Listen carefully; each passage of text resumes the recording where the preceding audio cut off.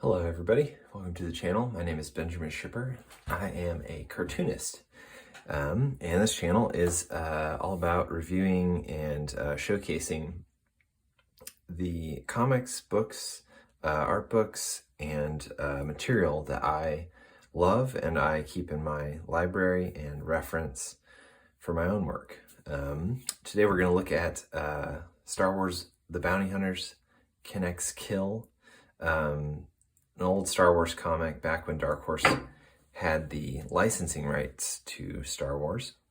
And this is I think it's the second Star Wars comic that I've done showcase, and I can't say how much Star Wars influenced me and just pointed my trajectory towards loving fiction and story and myth and all of the best of I think what human culture has made, which is imagination.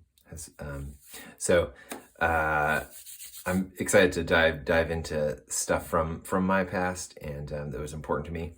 First off, though, I would like to share this cover from my graphic novel that's coming out next year. It is publishing through Dark Horse Comics, and I got to choose the older logo, if you see that there. And it is Joe Death and the Graven Image, and it's all the stuff I love, cartoons, cartooning, animation, and epic fantasy story. And I've really put a lot of time to make a new world, a new kind of cosmology in which my characters can ride around in, and so I'm so excited to have it publishing next year. And this is the back cover, and so this is available for pre-order. So please do so if you think you want a copy, because I just don't know how many copies will be printed. And so if you do want one, make sure you pre-order and get ahead of any kind of scarcity that we may have if this doesn't go into reprints. So really appreciate that. If you do want to order something from me now and support this channel and my work, I have this tractor zine that I did for my son, who really loves tractors. But I love doing it as well, just drawing real tractors and putting kind of cartoon people on them, and just loved developing a unified theme. These are steadily going away, and I only printed 36 of them. So if you do want one, go to my store, www.benjaminschipper.com, to order one. Thank you so much. So this is a book from 1999, the very latest year of the turn of the century. And it is one in a series, I believe, that was Star Wars The Bounty Hunters. This one is profiling Kenix Kill, and I didn't really know that as a kid when I bought it, and it really doesn't, I think, affect any of this story. This is one of the few books I think that I probably got from a grocery store stand. It is, I'm not that old. I'm only 33, and this is one of the few comics I have that is actually printed on newsprint. And it's an interesting artifact from that time. Star Wars, the original trilogy was obviously there, but the ad on the back shows that episode 1, I think, had just come out, and they were doing all the things with the random characters from that movie, and still exploring the giant sandbox that was Star Wars, the expanded universe. And I was just filling myself up with that stuff. I had seen Star Wars probably when I was like 5, and just that was the gateway into reading for me. I would just read anything Star Wars. If it had Star Wars on the cover, that's what I would read. And thankfully, I don't know if my parents gave me this or how I got this, but this was a standout for me. It still is in excellence and kind of quality that came out of the Star Wars Expanded Universe. And so, we launch in, and we get this profile of just a guy flying in a ship, and a classic view of kind of like being in a cockpit, looking at a screen. There's something. This is sort of like what I feel like the hearth of Star Wars is. Like everyone assembled and around in a certain place, if that makes sense. So, for instance, like Han Solo, Chewbacca, Obi-Wan Kenobi, and Luke and the droids in a cockpit, when they're launching out of Tatooine. Very iconic. There's heightened kind of moment there, but there's some sort of, that's where everyone is, and that's where we see them all together. And also later in Empire Strikes Back, more specifically, there's a couple moments where Han and Leia are in the Millennium Falcon cockpit, and they're having a quiet moment, on the back of that Star Destroyer when they're looking to find the new place to go to, where the Emperor isn't, and Han is looking up Lando on the ship's computer and where in the NOAD system and yada yada, and just over and over, I feel like in those movies and in the properties that are based on them, there's this interesting, like, cozy moment of being in a starship cockpit with kind of these lights glowing around you, and so that that came out of nowhere, but here we see it in this image, and we get to hear his backstory. His name was Kir Kanos, or his name is Kir Kanos, and he was a Imperial Royal Guard. See him in the red cloaks here. So I don't know if we're supposed to, it's kind of ambivalent. In this world, it's like, okay, this was like the SS of the Nazis, maybe. So don't exactly know how to feel about that, but I do think it's interesting just to kind of strip away from that and follow this guy on his journey afterwards, and really not be tied too much to that, though of course he is, and he is saying that he was there was a traitor in their midst, and his brethren were slaughtered, and so he's after that traitor, and he did kill that betrayer, and I believe this is referencing another comic book series, which I haven't read, and didn't really want to read because I didn't really like the art, honestly. But we get his sort of continuing journey, and he docks in this small town world. It's got this small town feel, not much going on, no crowds, it's raining, and he comes on upon this young boy fixing up an X-Wing starfighter. And another classic, it's I don't exactly know what to think about the fan service idea. It's like it's like tropes of genre. Like, I think it can get pedantic and kind of boring, but then again, you're also playing in a certain world. If you don't use the icons of that world, how do you know you're in that world? You know what I mean?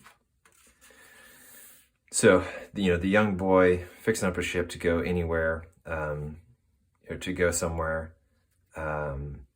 He's a Luke kind of figure, just by being a young person, and he's excited about this guy's skip ray, which is a boat that came out of it's a ship that came out of, I think the Thrawn novels is where we first get that introduction to the Skipray blast boat.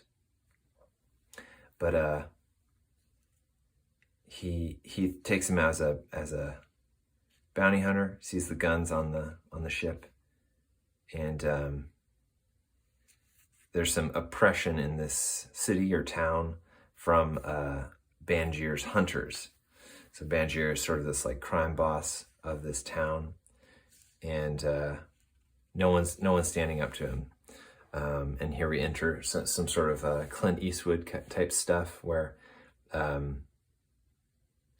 this old woman approaches him and talks about the fear that's in the town, and no one can deal with this crime boss. And this guy is wondering, this is still under Imperial control, city or planet, and why are the bounty hunters allowed to wreak havoc or hold an iron hand over this town? And the old woman said, he's the brother son of Admiral Bangir, who sits on the council. His uncle pulled some strings, yada yada, gave him control of all the bounty hunters in the sector and a free hand in how he operates. No matter what he does, the Imperials look the other way. My poor husband and the other town elders tried to hire bounty hunters from another system to take out Bangir. He had them all killed. We get these huge columns of skulls of different races, and it's a real, this real classic fantasy, classic adventure. It's like Robin Hood a little bit, King John oppressing the poor, and people looking away in order to make some money. And this guy's faith a little bit in the Empire is, I think, starting to break away because of that. But he makes a call, and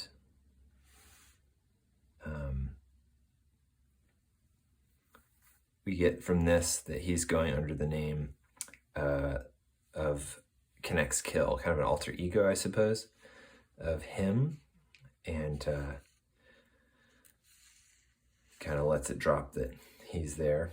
Really love this scene, like not so much a hologram, but just a screen, and this like really fantastic cartooning and rendering of excuse me, of a face and lighting. I'll point out the credits just because that's probably appropriate, but written by Randy Stradley, pencils by Javier Salterez, inks by Christopher Ivey, color rendering by Digital Broom, and it goes on. Cover art by Doug Wheatley and Dave McCaig, which I think probably most people know Dave McCaig and Doug Wheatley. But I looked these guys up. I feel like Javier is not in America, and haven't been able to track him down as far as what he's doing. But really well done pencils and a whole team that I really liked. And the book is like a darker color, but it feels like it's supposed to be. It's very like wet and rainy and stormy. And so he gets redressed in some different costuming and goes out on the road as if he is a bounty hunter, surely to be picked up by the crime boss and his posse. He's an out-of-town bounty hunter looking to do something, and not cool with the native population of bounty hunters. So we get in a little fight, little scrape with one of his lackeys, and they start talking. Bangir comes up and gives him a little test of his test of his skill, gives him a target practice, asks him to shoot the cup out of the kid's hand. And this is, of course, the kid that he saw at the docks. But we get this like very, conscientious word balloon that says, if I hit the cup, the laser blast will blow off the kid's hand. He doesn't want to do that because he, in this story, he is the good guy. And he changes it to a different, so he shoots the cord above the boy's head and makes water from, I guess an awning or something, or a sewage system. I have no idea, but super impressive to these guys. Classic. Oh my goodness, can't believe you just did that. And we're back. He made the shot. He impressed the folks. He's brought into the big time, the inner circle, and he gives up who he's looking for. So he's got this fake story that he is looking for Kir Kanos. Got a big price on Kir Kanos's head, and he knows where he is hiding. Again, silent panel, really like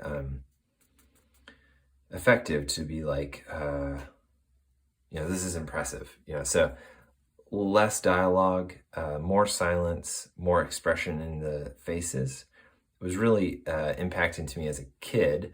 All the stuff can be a little goofy now thinking about it, but I think this holds up as far as like how to depict emotion in a collective situation. And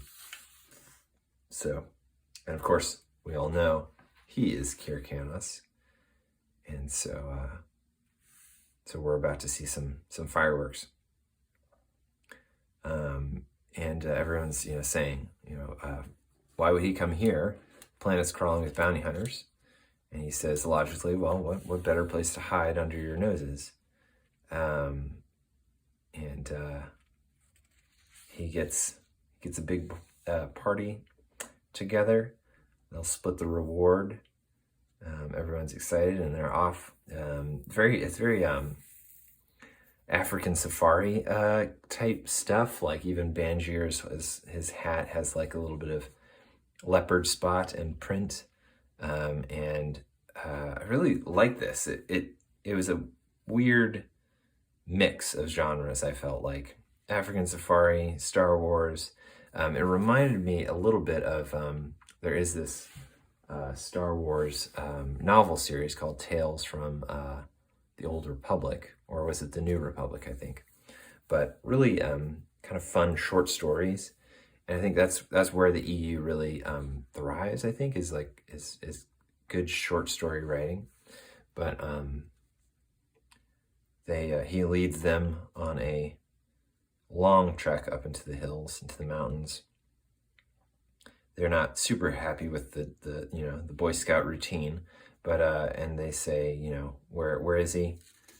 It's time to get the goods and get a reveal. It's pretty iconic. And this pseudo lightsaber. It's not a lightsaber. It's just a sword, which I thought was pretty cool. It's like a bladed weapon in Star Wars, and different kind of armor and action, and goes right into the action. Really cool, I think, choreography. Lots of guys missing him, hitting each other,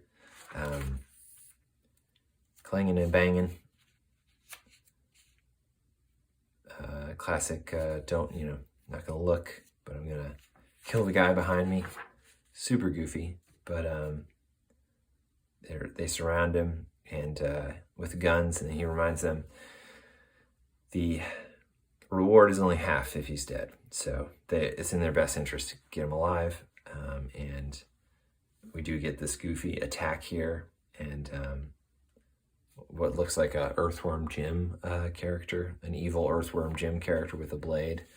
So they're trying to get him alive, and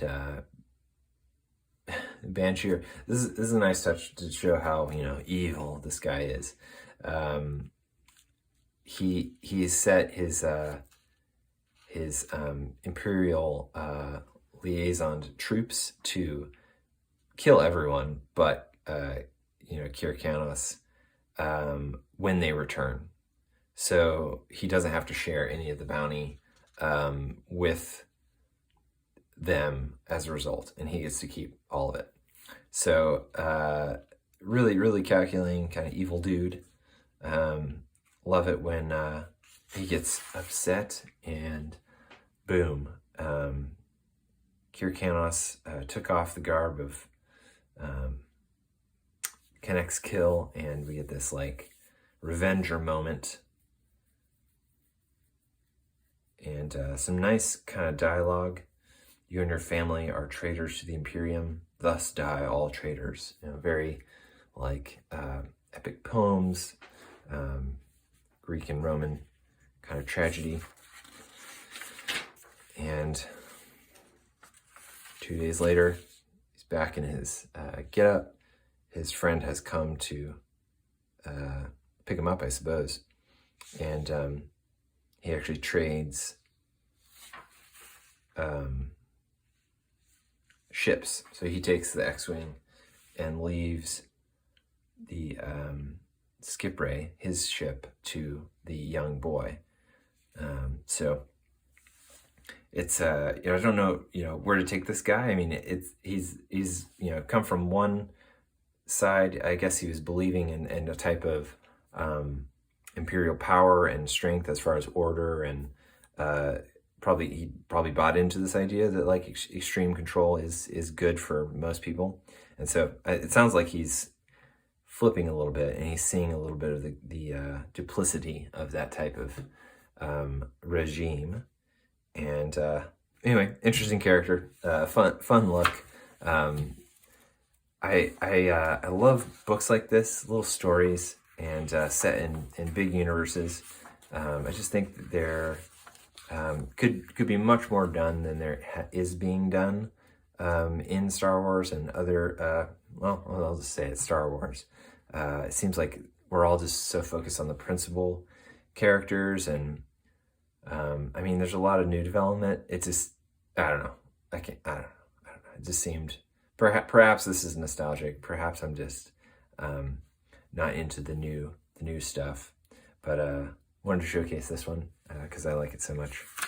And it was probably one of the first comics I had. This and Salome, and I have one of the first review videos on this channel is for that. But trip down my memory lane. Do pre-order Jodeath and the Graven Image. Check it out. There's a preview on my website at benjaminschipper.com. A few spreads there, and I really appreciate it. I'll see you next time right here. Thanks.